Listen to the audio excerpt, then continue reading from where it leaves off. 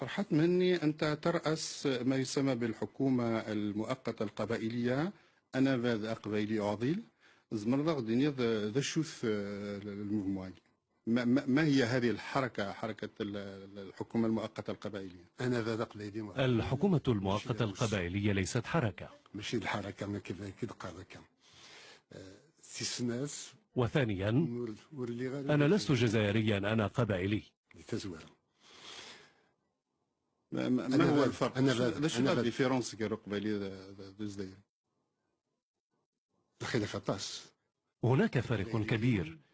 منذ الاحتلال الفرنسي إلى اليوم تم ضم القبائل إلى الجزائر واعتبروا جزائريين، لكن بالمقابل ليس كل الجزائريين قبائل. الانتماء القبائلي هو هويتي.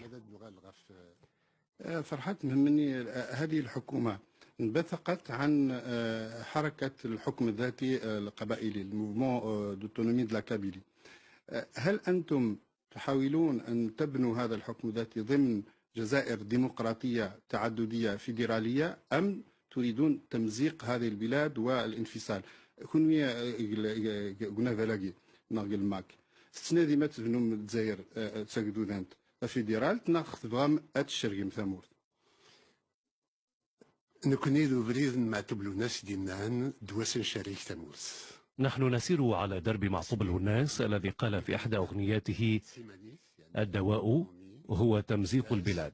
Que tout le monde comprenne ce débat, il faut savoir que les Berbères, donc les Kabyles, et les Juifs, parce qu'il ne faut pas oublier que les Berbères étaient d'origine juive aussi, avec la reine Kaïna. Ce que je veux dire par là, c'est que c'est pas du tout pour me placer dans mes racines, pas du tout. Nous avons les mêmes racines, les Berbères et les Juifs, nous sommes des Algériens. Les pieds noirs qui sont arrivés, ils sont arrivés après, à partir de 1830. Historique avec le peuple juif, vous l'avez dit tout à l'heure, les Kabyles sont un peu le nouveau peuple juif. Est-ce que vous pouvez nous en dire plus? Oui, nous considérons, pas que nous considérons, nous trouvons autour de nous pratiquement 50% des noms de lieux et de noms de famille comme étant juifs. Donc il est certain que la judaïté a existé il y a un certain temps en Kabylie. A même influé sur l'histoire de la Kabylie. As an expert in the Mossad activities in Morocco, observers say that the Mossad is no longer known to be particularly active in Morocco these days. How far is that true? Non, il est très actif. Très actif. Très actif. Et même, il y a quelque chose qui se passe en ce moment et qui n'est pas très connu mais qui commence, c'est que le Mossad, ça c'est peut-être une nouvelle pour vous, c'est que le Mossad agit beaucoup dans les régions berbères. Et il tente d'attirer des berbères en leur disant par exemple, vous avez un ancêtre juif, ou bien vous allez venir étudier en Israël, ou de créer des jeunes, il s'adresse à des jeunes berbères dans la zone du sud, de Rachidia, etc.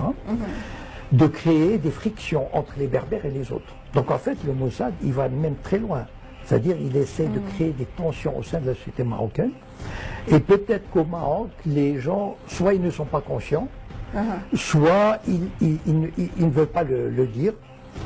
Et très probable que c'est la deuxième raison qui compte. Et malheureusement, je crois que le Mossad ne lâchera pas de sitôt le Maroc, parce que c'est un pays très important de par sa situation géographique et de par son influence. Et je crois que, non, ils sont très actifs et ils continueront à l'être.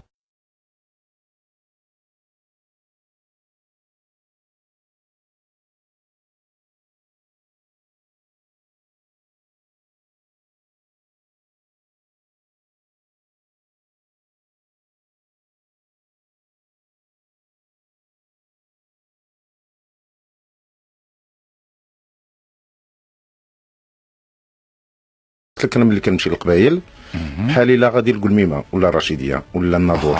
هذه واخا القبايل بحال الرشيديه والقلميمه والناظور. ايوا اسرائيل مشيت مره واحده، مشيت شهر ماي 10 ماي العام الفايت، مشيت بدعوه من وزاره الخارجيه الاسرائيليه. الفتره فاش مشيت لان كاين واحد المجموعه ديال الازلام، هاد القوميين العرب الازلام والكتائب ديال القوميين العرب والاسلاميين باغيين يديروا الحجر على مجموعه ديال الفاعلين في المجتمع المدني. وهو هاد القوميين الاسلاميين باغيين يمشيو لمكه ولا طهران ولا قندهار، هذا شغلهم حقهم، لان حريه التنقل يعني مكفوله في المواثيق الدوليه. انا باغي نمشي لتل ابيب، ليس من راى كمن سمع. من راى كمن هاد سمع. القضيه لقيتي بنيامين نتنياهو؟ سلمت عليه. سلمتي عليه. اييه، قلت لك انا في صراع ايديولوجي سياسي مع بقايا ازلام القوميين العرب والاسلاميين. الله اكبر.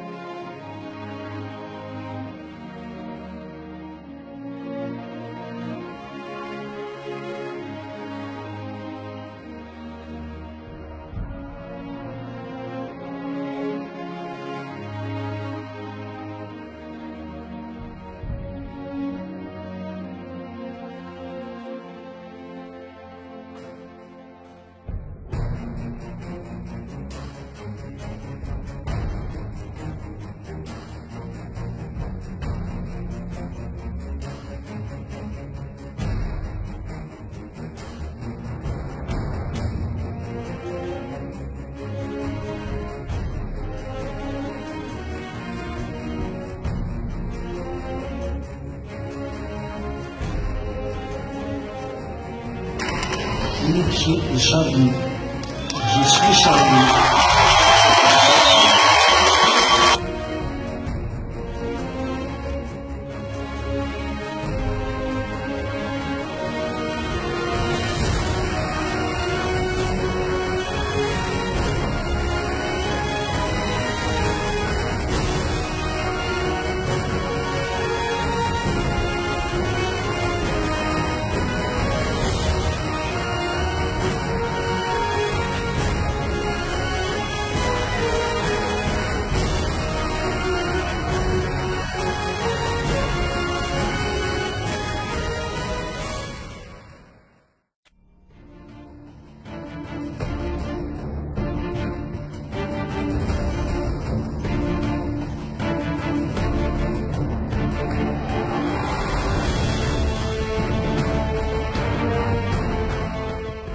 Et pour parler de ce déjeuner républicain qui a donc été organisé hier à midi à Tizi Ouzou, avec nous ce soir sur le plateau, Samia Aïd Bahar, initiatrice de ce projet. Bonsoir Samia Aïd Bahar. Première question, votre déjeuner que vous avez qualifié de républicain, beaucoup de gens l'ont qualifié de provocation. Y a-t-il ou non une part de provocation dans l'organisation de ce déjeuner à midi en public?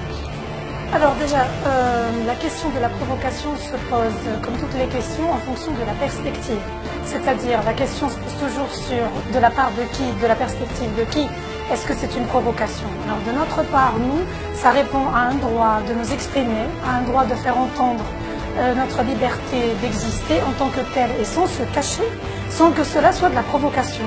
C'est un exercice naturel d'une liberté individuelle qui ne devrait pas, enfin, qui de notre point de vue n'est pas placé sous le signe de la provocation. Le ministre des Affaires religieuses a qualifié ce déjeuner de provocation parce qu'il a lieu à midi et en plein mois de Ramadan. Quel est l'objectif exact de ce déjeuner? Pourquoi l'avoir organisé maintenant et pendant cette période?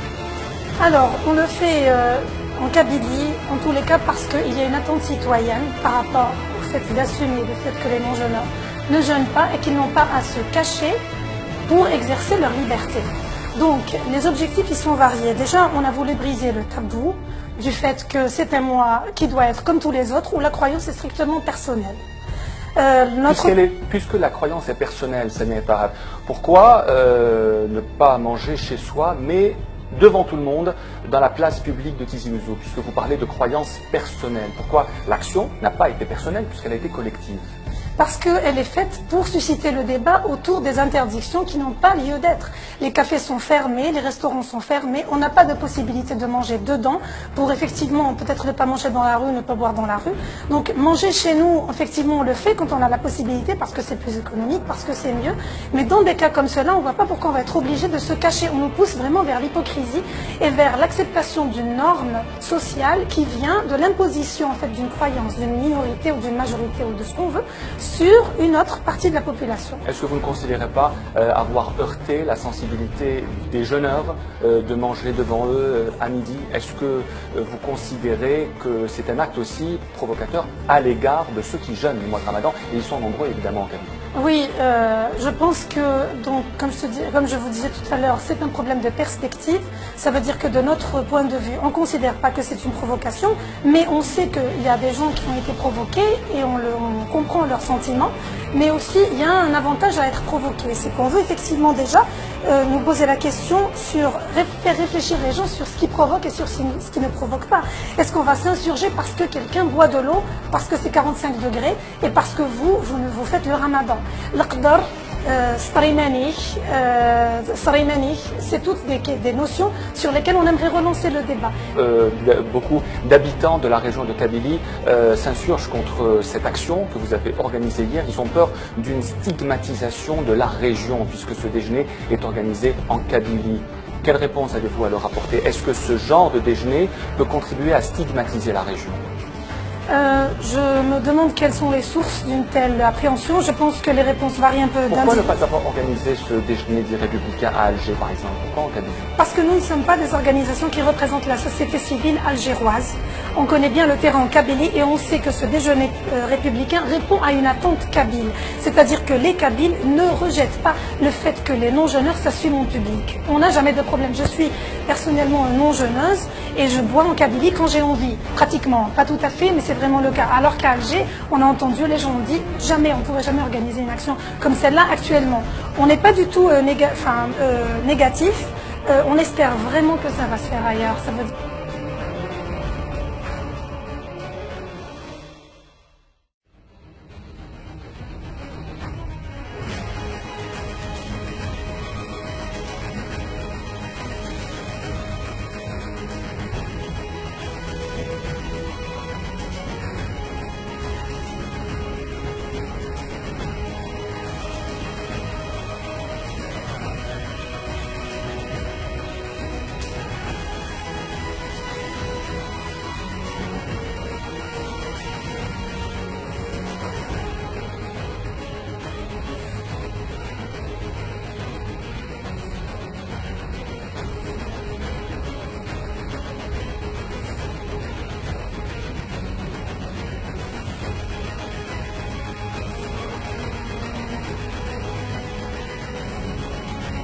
Pourquoi vous tenez un discours à contre-courant des réalités du monde aujourd'hui?